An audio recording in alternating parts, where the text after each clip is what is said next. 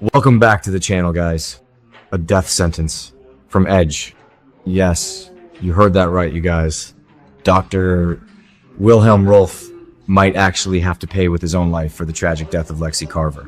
And honestly, I am still reeling from this. We all knew bringing someone back from the dead was going to be a messy, messy situation. I mean, it's Salem, right? But this is next level drama.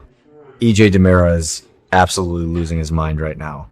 He is handing down a literal death sentence to the family's longtime mad scientist. Let's be real, we all kind of saw a disaster coming when Lexie first opened her eyes, but the sheer unadulterated rage coming out of EJ is genuinely terrifying. He is fully blaming Rolf for Lexie's impending demise, and he wants blood. It's not just a threat, it feels like a promise. So, let's back up a bit and look at the bigger picture here. EJ played God. He really did. He used this highly experimental Versavix drug to pull his sister Lexie out of the grave, and for a hot second, he looked like a miracle worker. He was strutting around the DiMera mansion like he had conquered the universe. But now the miracle is crashing down hard, and it is crashing fast. Lexie's dying again, and EJ just can't handle it.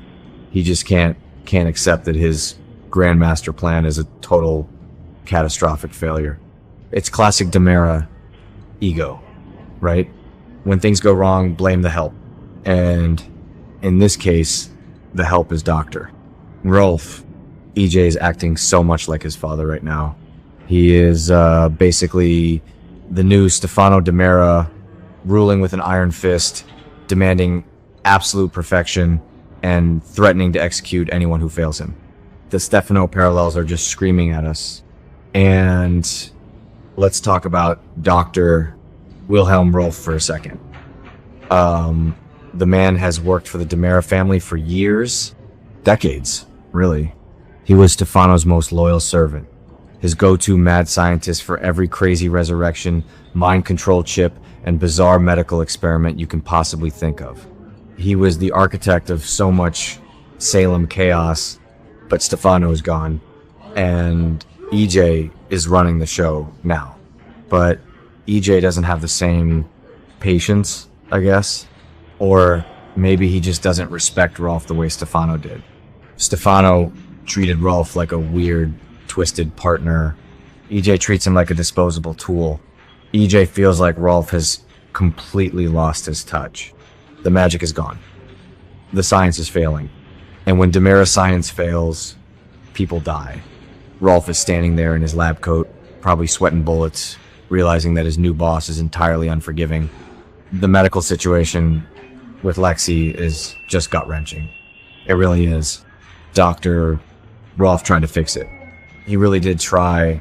He made some frantic adjustments in his creepy little lab and gave Lexie another highly experimental dose of whatever crazy serum he cooked up to try and save her.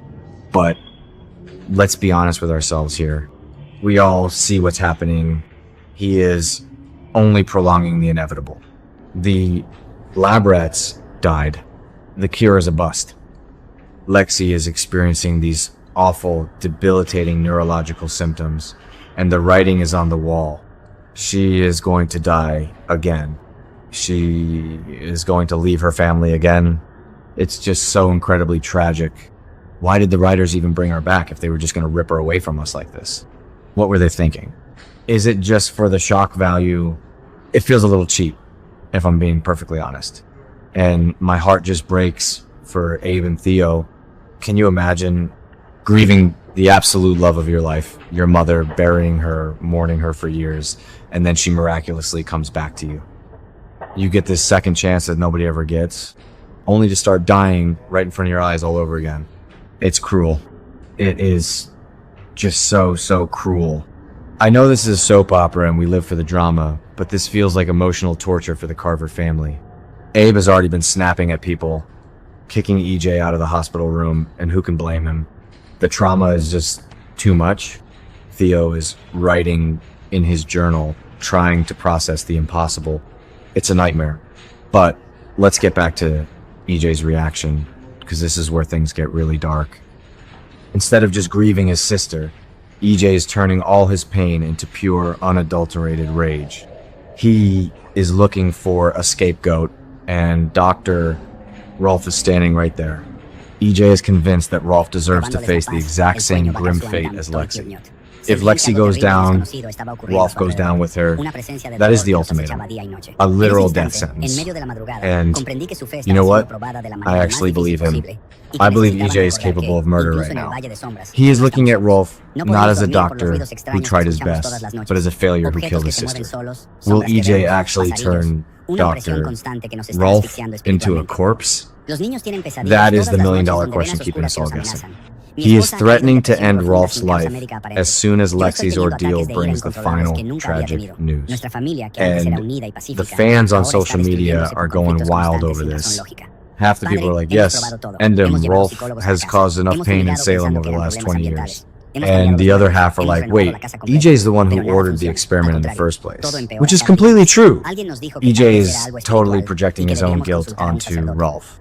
Maybe I'm being too harsh on EJ. He loves his sister. He is desperate. Okay, that sounded dramatic, but you get what I mean. He is a desperate man lashing out because he can't control the universe. But think about Rolf's position for a minute. The guy is a weirdo mad scientist, sure, but he's terrified right now. He knows EJ isn't making empty threats. We all know EJ has absolutely no problem carrying out a deadly threat when he feels betrayed. Remember all the times EJ has gone off the rails? This isn't new behavior, but the intensity is dialed up to an 11. Rolf has to be looking over his shoulder, wondering if he should just pack his test tubes, grab his weird glowing vials, and flee Salem before Lexie draws her last breath. Who actually believes this is going to end well for anyone? Nobody. It's a ticking time bomb. And it's not just Rolf who needs to be worried. EJ's anger is spilling over and shocking the rest of Salem. He's issuing these fierce, violent warnings, and he is genuinely scaring people. He's snapping at Chad, he's screaming at Kristen, and he's just a walking disaster zone. The other Salemites are starting to realize that EJ is completely unhinged right now. When a DiMera goes off the deep end, the whole town usually pays the price. People are whispering. The tension is so thick you could cut it with a knife. EJ is alienating everyone around him because his grief is manifesting as pure hostility. Sometimes you have to zoom out and look at the bigger pattern here. This fits the show's usual style of building up a massive miracle only to tear it down for maximum tragedy. But this storyline feels a bit different because of how raw EJ's emotion is. Usually, EJ is so calculated, so cold and strategic. He plays chess while everyone else is playing checkers. But this is messy. This is a man who is losing his grip on his family, his company, and his sanity. He thought he could outsmart death. And death is laughing right in his face. So he's pointing a gun, metaphorically or maybe literally, at the guy who built the machine. So yeah. We are in for a wild ride, you guys. If Lexie dies, I fully expect EJ to go on a total rampage. Will someone step in to stop him from killing Rolf? Will Rafe or Jada arrest him before he does something he can't take back? Or will Dr. Rolf pull one last crazy trick out of his sleeve to save his own skin? I don't know. I really don't. We are all just staring at our screens, completely exhausted by all this DiMera drama, but we can't look away. It's too good, but also too sad. Let's just hope the writers give us some kind of closure that makes sense. Because right now it's just a hot, chaotic mess, and we are stressed out just thinking about it.